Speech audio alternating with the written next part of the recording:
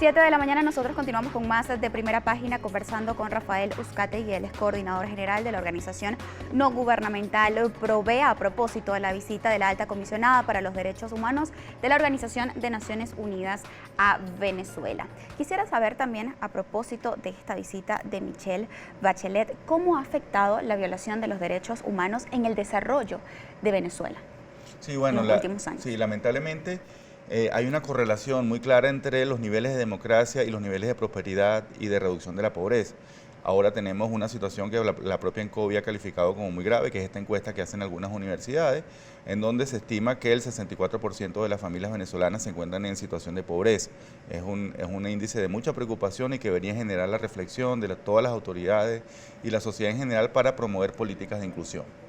¿En qué serviría? Hay diversas organizaciones no gubernamentales que están solicitando abrir una oficina de los derechos humanos de la Organización de Naciones Unidas en Venezuela. ¿De qué serviría esto para el desarrollo de la sociedad venezolana? Bueno, fíjense que lamentablemente la visita de la doctora Bachelet es muy breve y eso no va a permitir que ella pueda entrevistarse con todas las víctimas, con todos los sectores, ni visitar los diferentes sitios que, digamos, le generan preocupación en materia de derechos humanos. Así que la presencia de funcionarios del Alto Comisionado de manera permanente en Venezuela permitiría esta situación, que se estableciera mecanismos para que las víctimas y toda la sociedad venezolana pudiera dialogar con esta instancia, ellos pudieran visitar no solamente instalaciones hospitalarias o centros de reclusión en Caracas, sino también en el resto del país donde la situación es mucho más preocupante y por supuesto pudiera haber una incidencia rápida y directa sobre algunas situaciones que merecen ser atendidas por la alta comisionada. Desde aproximadamente 8 años, los ciudadanos han denunciado presencia de grupos civiles armados en todo el territorio nacional. ¿Cómo ha afectado la presencia de estos llamados colectivos que son adeptos al oficialismo nacional? Sí, bueno, es un patrón muy grave de violación de derechos humanos y genera una política de intimidación y que nosotros hemos calificado de Provea como una política de terrorismo de Estado, o sea, el terror como un mecanismo de control de la población. Así que para nosotros hemos venido documentando estas denuncias, incluso tenemos un caso propio dentro de la organización, un miembro de Provea que fue hostigado, él vivía en el 23 de enero en el año 2014 y por esta situación él tuvo que mudarse y salir de su residencia, es decir, que es un desplazado interno en nuestro país. Así que nosotros hemos venido documentando esta situación, hemos realizado investigaciones especiales y hemos remitido este tipo de documentos no solamente al Alto Comisionado, sino a otras instancias como la Corte Penal Internacional y la Comisión Interamericana de Derechos Humanos. ¿Y por qué cree usted, insisto con esta pregunta, porque llama bastante la atención y también nos las han hecho a través de las redes sociales, ¿por qué cree usted que luego de 20 años de denunciar violaciones de los derechos humanos, ahorita es que se aboca la Organización de Naciones Unidas a visitar Venezuela como la alta comisionada para los derechos humanos? Bueno, la crisis migratoria, la salida de tantos venezolanos del país, como consecuencia de toda la situación interna, ha generado pues muchísimas alarmas y preocupaciones de la comunidad internacional.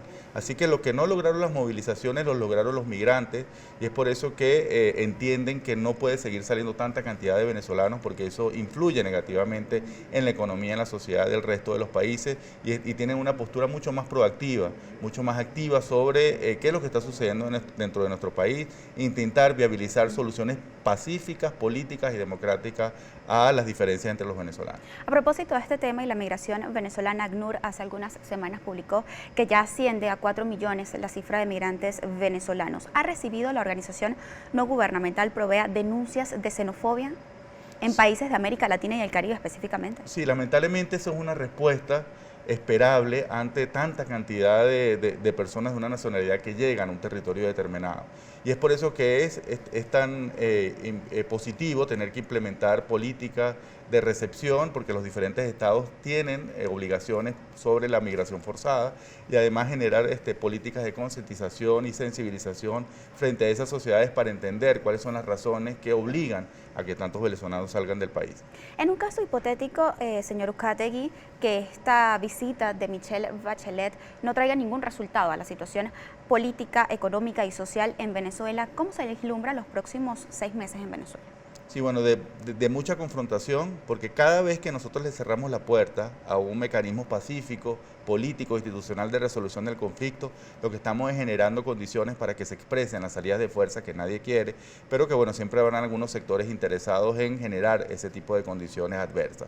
Así que es por eso tan importante que este mecanismo o cualquier otro mecanismo implementado, tanto por el Alto Comisionado de Naciones Unidas como por otra instancia con competencia en derechos humanos, pueda tener resultados para mejorar situaciones concretas y poder viabilizar este tipo de soluciones pacíficas, negociadas y políticas de nuestro drama.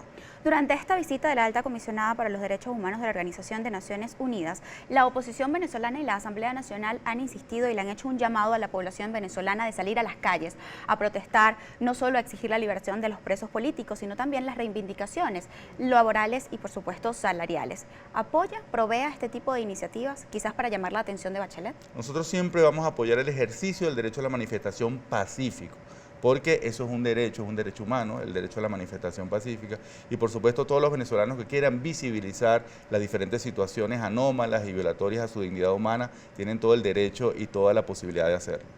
Señor Uzcategui, hay mucha participación a través de nuestra cuenta en Twitter, Primera Página, con la etiqueta Primera Página. A continuación vamos a leer sus preguntas y comentarios. Muchísimas gracias siempre por preferir informarse a través de Primera Página por las pantallas de Globovisión. El encargado de leer los comentarios y preguntas es nuestro compañero Carlos Peñalosa. Así es, Sue. Vamos a comenzar la revisión de la participación de la audiencia con Marco Sierra, @etílico1976. Ya constatada la violación de derechos humanos por parte de Bachelet, ¿qué resultado concreto podemos esperar después de su visita?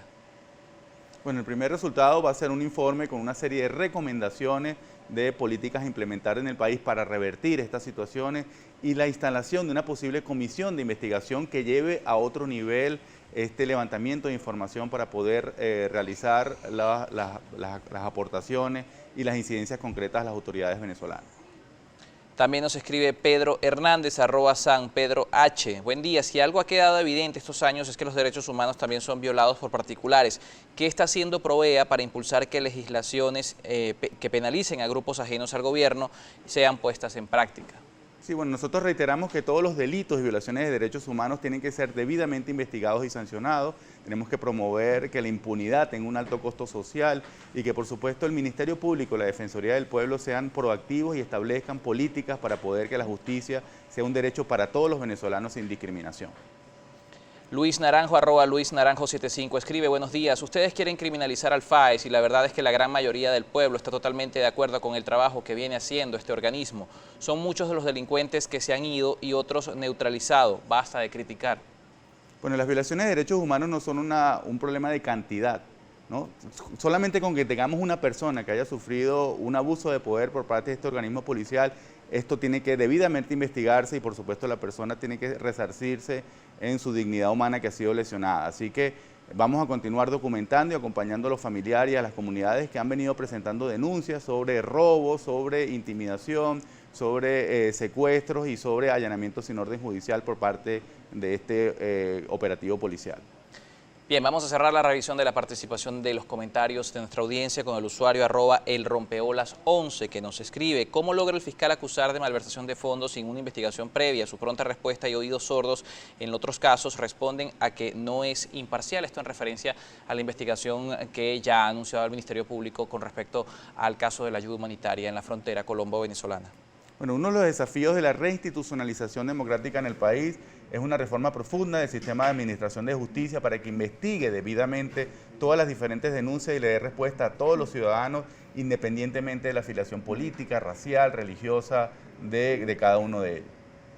Queremos agradecer enormemente la participación de nuestros televidentes a través de nuestra cuenta en Twitter, Primera Página, con la etiqueta Primera Página. Antes de culminar la entrevista, tengo un par de preguntas más. ¿Cómo se puede interpretar sobre la situación de la sociedad civil? Hace algunos días veíamos una protesta en Petare, donde las personas o los habitantes del sector exigían que el FAES se retirara del lugar porque ellos se sentían más protegidos por delincuentes.